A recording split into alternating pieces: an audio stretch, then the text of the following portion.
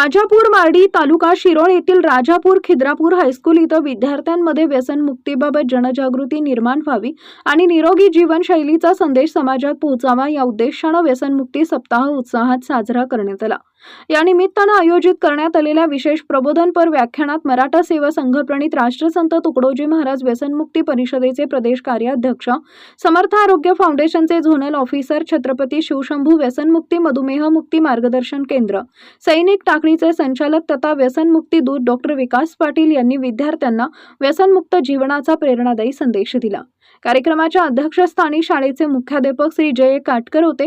यावेळी शाळेतील सर्व शिक्षक, शिक्षकेतर कर्मचारी तसेच इयत्ता 5वी ते 10वीतील 291 विद्यार्थी मोठ्या संख्येने उपस्थित होते। आपल्या प्रभावी मार्गदर्शनात डॉक्टर विकास पाटील म्हणाले, भारताला पुन्हा महासत्ता बनवायचं असेल तर समाजातून व्यसनाचं संपूर्ण उच्चाटन झालं पाहिजे।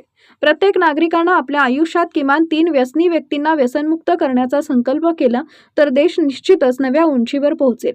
त्यांनी विद्यार्थ्यांना व्यसनमुक्त समाज निर्माण करण्यासाठी स्वतःपासून सुरुवात करण्याचं आवाहन केले। व्याख्यानादरम्यान डॉक्टर विकास पाटील यांनी व्यसनाची कारणं, मित्रांच्या चुकीच्या संगतीचा प्रभाव, कुतूहल, मानसिक ताणतणाव आणि सोशल मीडियाच्या वाढत्या प्रभावामुळे तरुण पिढी व्यसनाच्या आहारी कशी जाते याचं सविस्तर विश्लेषण केले। तंबाखू, गुटखा, सिगारेट, मद्य व इतर अंमली पदार्थांच्या सेवनामुळे होणारे शारीरिक, मानसिक व सामाजिक आर्थिक दुष्परिणाम त्यांनी उदाहरणासह स्पष्ट केले। विद्यार्थ्यांनी चांगल्या मित्रांची संगत ठेवावी, नियमित व्यायाम, क्रीडा, वाचन आणि विविध छंद जोपासावेत तसेच कोणत्याही प्रकारच्या व्यसनाला ठामपणे नाही म्हणण्याची सवय लावावी असा मोलाचा संदेश डॉक्टर विकास पाटील यांनी दिला। कार्यक्रमात के पाटील यांनी स्वागत, प्रास्ताविक व पाहुण्यांचा परिचय करून दिला। यावेळी केंद्राचे संचालक विद्यानंद पाटील उपस्थित होते। नेचकर यांनी आभार प्रदर्शन केले। कार्यक्रमाच्या शेवटी सर्व विद्यार्थ्यांनी व्यसनमुक्त राहण्याची सामूहिक प्रतिज्ञा घेतली। शाळेच्या सर्व शिक्षक व कर्मचाऱ्यांच्या सहकार्याने कार्यक्रम अत्यंत शिस्तबद्ध व उत्साही यशस्वी वातावरणात पार पडला। राजे निर्व्यसनी होते तसं त्यांचे मावळे देखील निर्व्यसनी होते आणि निर्व्यसनी माणसंच क्रांती करू शकतात हा आजवरचा इतिहास आहे। मग आपल्याला जर आपल्या जीवनामध्ये यशस्वी व्हायचं असेल तर आपण काय शपथ घ्यायला पाहिजे? निर्व्यसनी जीवन जगण्याची आपल्याला शपथ घ्यायला पाहिजे, बरोबर आहे की नाही? आज आपल्या देशाची लोकसंख्या किती आहे? किती आहे? कुठे रे? 1400 कुठे? 140 कोटी। 140 कोटीच्या पुढे आज आपल्या देशाची लोकसंख्या आहे।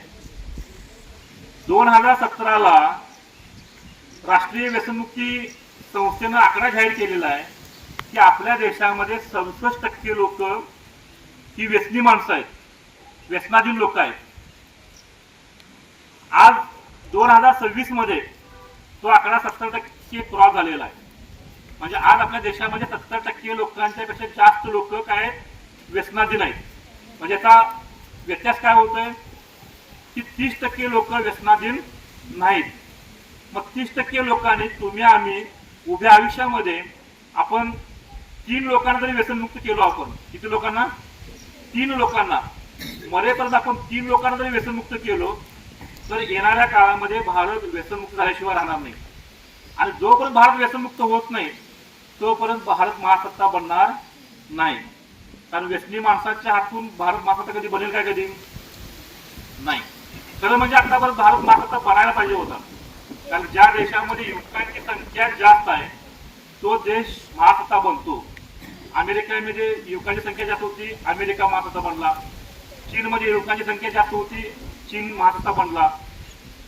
त्याच्यानंतर जपानमध्ये युवकांची संख्या जास्त होती, जपान महासत्ता बनला।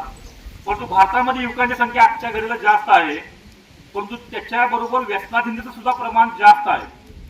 त्यामुळे भारत महासत्ता बनण्यापासून गोष्ट दूर लांब आहे। मग आपल्याला ते पाहणं तुका म्हणे एवढे सोंग ते कैसा पांडुरंग।